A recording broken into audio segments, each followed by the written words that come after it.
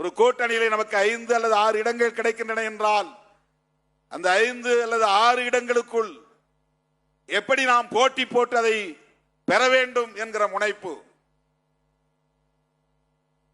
தேவைதான். ஆனால் இந்த இயக்கம் ஏன் 234 தொகுதிகளிலும் போட்டியிட முடியவில்லை என்பதை எப்போது நாம் விவாதித்திருக்கிறோம். 234 பேருக்கு வாய்ப்பு தரக்கூடிய வலிமையை ஏன் திருமாவளவன் என்கிற தலைமைக்கு நாம் இன்னும் வழங்கவில்லை என்று எப்போது நாம் விவாதித்திருக்கிறோம். ஏதோ ஒரு கூட்டணியில் சேரட்டும், அதற்கான அரசியலை பற்றி எனக்கு கவலை இல்லை. அது சரியா தவறா, அது சரியா தவறா என்பதை பற்றி எனக்கு கவலை இல்லை. எடுத்த நிலைப்பாடு சரியா தவறா என்பதை பற்றி கவலை இல்லை. ஏன் நமக்கு 6, 8 தான் கிடைக்கிறது, அதை ஏன் 10, 15, 20 உயர்த்த முடியவில்லை? யார் அங்கே போய் பேச்சுவார்த்தை நடத்துவது? பேச்சுவார்த்தையில் பங்கேற்பவர்கள் யார்? ஏன் விடுதலை சிறுத்தைகள் கட்சிக்கு 25 இடங்களை பெற முடியவில்லை, 20 இடங்களை பெற முடியவில்லை, 10 இடங்களை பெற முடியவில்லை என்ற விவாதம் நமக்குள்ளே நடந்திருக்கிறதா? அப்படி பெற முடியாமல் இருப்பதற்கு என்ன காரணம்? நம்முடைய அரசியல் வலிமைதான் என்ன என்று நாம் சுய பரிசோதனை செய்திருக்கிறோமா? சுய விமர்சனம் செய்திருக்கிறோமா? அதை பற்றி கவலை இல்லை. திமுகவோடு கூட்டணி சேர்ந்தாலும் சரி, அங்கே வாங்கக்கூடிய இடங்களில் எனக்கு ஒன்று வேண்டும்.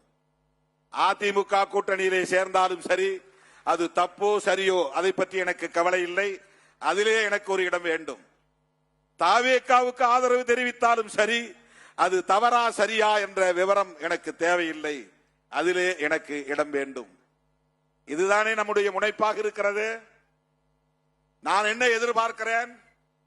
எந்த அடிப்படையில் தாவேகாவுக்கு நீங்கள் ஆதரவை தெரிவித்தீர்கள் என்று கேள்வி கேட்கிற இளைஞர்கள் எனக்கு வேண்டும். விவாதிக்கிற தம்பிகள் எனக்கு வேண்டும். திமுக கூட்டணியை விட்டு வெளியே வரக்கூடிய அளவுக்கான நெருக்கடி எங்கே வந்தது? எப்போது வந்தது? அதை ஏன் இன்னும் அதிகாரபூர்வமாக நீங்கள் அறிவிக்கவில்லை என்று கேட்கிறவன் எனக்கு வேண்டும். அந்த அரசியல் புரிதல் நமக்கு தேவை. அந்த அரசியல் புரிதல் நமக்கு தேவை. அந்த விவாதம் நடைபெற வேண்டும்.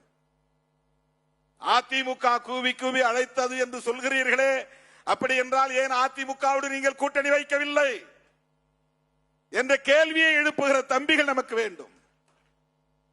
அதுதான் ஆளுமை, அதுதான் தலைமைத்துவம். உங்களுக்கு வாய்ப்பு கிடைச்சதுல ஏன் போகல? எத்தனை பேர் கேட்டீர்கள்? பாஜகவிலே அமைச்சராக முடியும் என்கிற வாய்ப்பு இருக்கிற போது அதை ஏன் தவிர்க்கிறீர்கள்? எத்தனை பேர் கேட்டீர்கள்? நான் சொல்லுகிற விளக்கம் மட்டுமே போதுமா? ஒருவேளை நான் போய் சேர்ந்தால் அதுவும் சரி என்பீர்களா? அமைச்சர் ஆனால் அதையும் கொண்டாடுவீர்களா?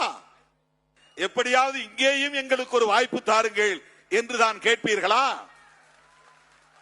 பாஜகவில் அமைச்சரானாலும் சரி, பாஜகவில் எங்களுக்கு ஒரு பதவி வாங்கி தாருங்கள் என்று கேட்பவர்கள் தான் என்னோடு இருக்கிறார்கள் என்றால் என் 35 ஆண்டு கால உழைப்பு வீணாகிவிட்டது என்று பொருள்.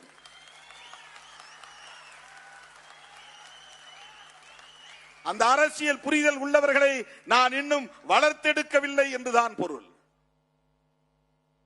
அப்படித்தான் நான் நினைத்து நொந்து போய் கிடக்கிறேன்.